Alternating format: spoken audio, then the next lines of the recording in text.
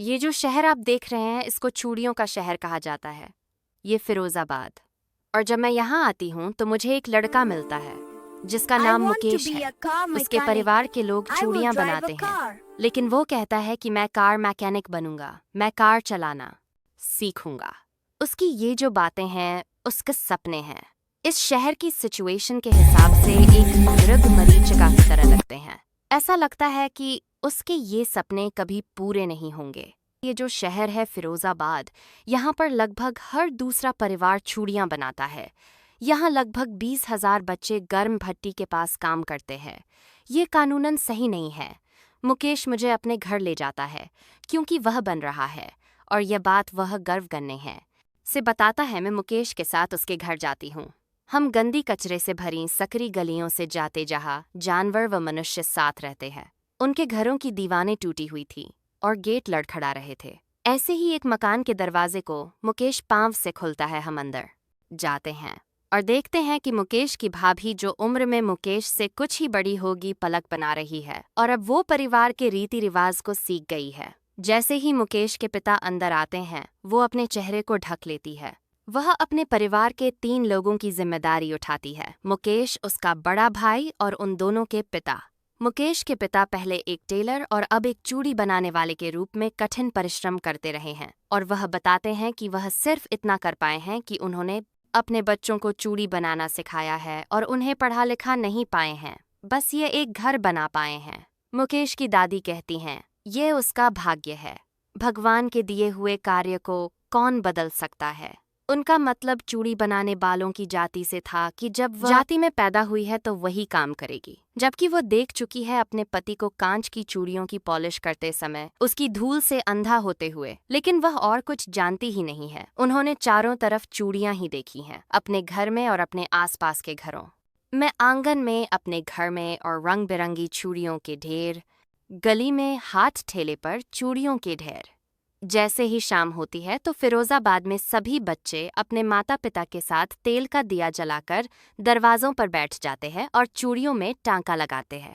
उनकी आंखें अंधेरे की आदी हो गई है और इसी कारण उनकी आंखों की ज्योति कम हो जाती है। एक सविता नाम की लड़की अपनी दादी के साथ बैठी चूड़ी बना रही है, पर वह अभी चूड़ी के महत्व और पवित्रता को नहीं समझती है।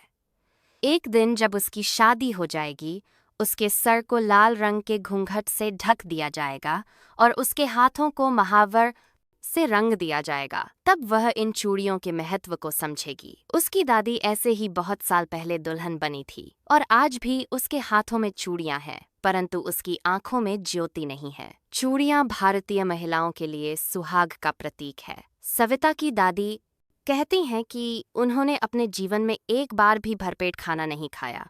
सविता के दादाजी कहते हैं कि मैं कुछ और नहीं जानता हूँ, बस चूड़ियाँ बनाना जानता हूँ और मैं जीवन भर मेहनत करके बस इतना कर पाया हूँ कि यह एक घर बना पाया हूँ।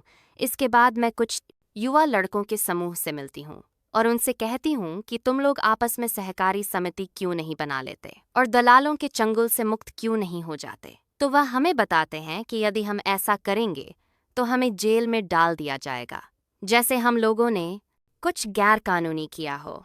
फिरोजाबाद में मैंने 2 तरह के संसार देखे।